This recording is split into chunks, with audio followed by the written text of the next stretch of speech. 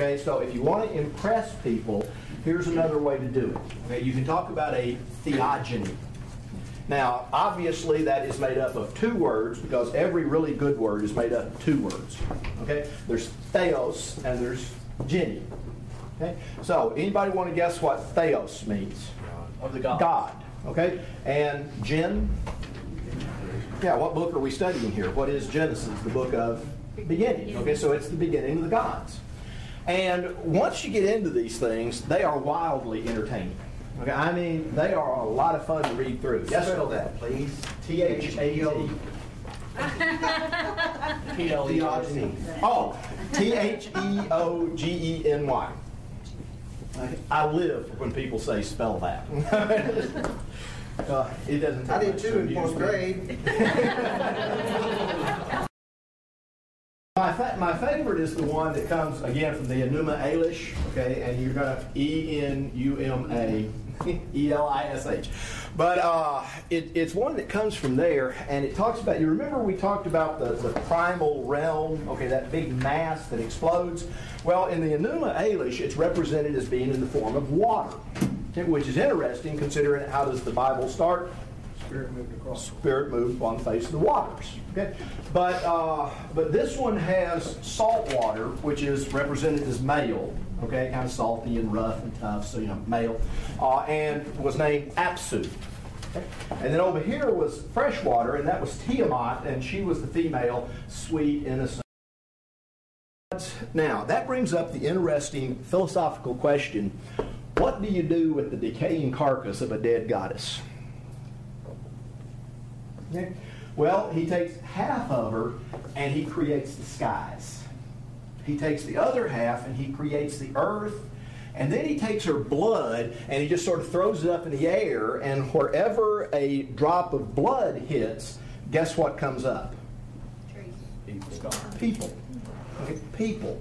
And so that's where you came from. That's the origin of the human race is. We are the blood of a murdered, decaying goddess's body, and the earth is composed of that body, and the sky is composed of the other half of that body. And anybody want to guess what the gods find things for the people to do? Yeah, whatever they want. And so we become slaves. Now, that's one of the stories that is out there about where the earth comes from, and when you look at it that way, what do you think when you think of the heavens and the earth and their creation? Is good the word that necessarily comes to mind? No.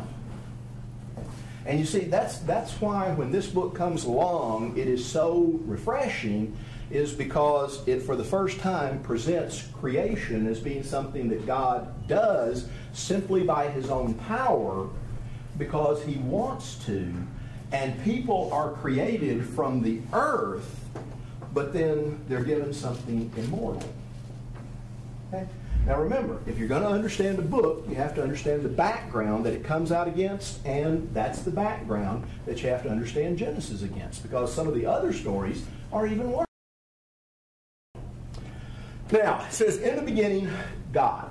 Okay, so God is there. We talked about that last week. Thought we had a pretty good discussion about it. So moving on, in the beginning, God created the heavens and the earth. Now, the first problem comes when you go to, okay, in the beginning, God. Fine, where did God come from? Well, we talked about that last week. Verse 2, and the earth was without form and void, and darkness was on the face of the deep. And the Spirit of God was hovering over the face of the waters. Now, does anybody spot the problem? Where did the waters come from? Where did the waters come from? Okay, now generally, if we were asked the question, okay, where did water come from? Okay, your kids ask you, Mom, where did water come from? They never ask Daddy this. What do you tell them? God made it. Okay? God created it. But what does it say?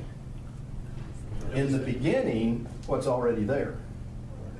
The waters. Let's start down in verse 6. Okay? It says, then God said, let there be a firmament in the midst of the waters, and let it divide the waters from the waters. And God made the firmament and divided the waters which were under the firmament from the waters which were above the firmament. And it was so. And God called the firmament heaven, and the evening and the morning were the second day. Now, what is God doing here? Okay. First of all, what does it not say? Let there be water. It simply says, and God takes the water and He divides it. Which means, at least, to my simple way of thinking, the water's already there.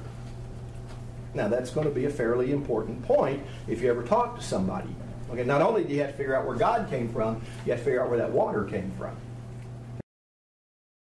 So God called the firmament heaven, evening and the morning were the second day, and then God said, let the waters under the heavens be gathered together into one place, and let the dry land appear, and it was so.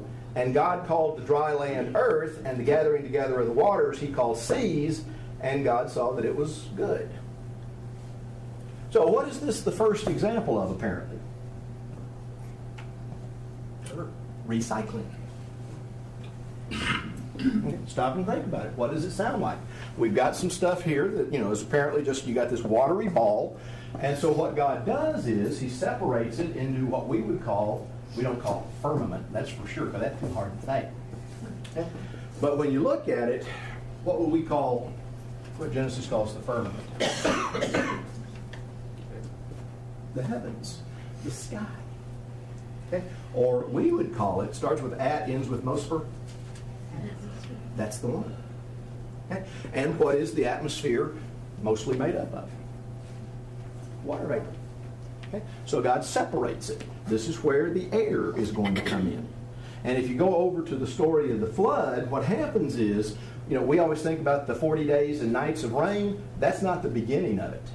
What it says is that where God has separated it, now He moves it back together. How much water is in the atmosphere?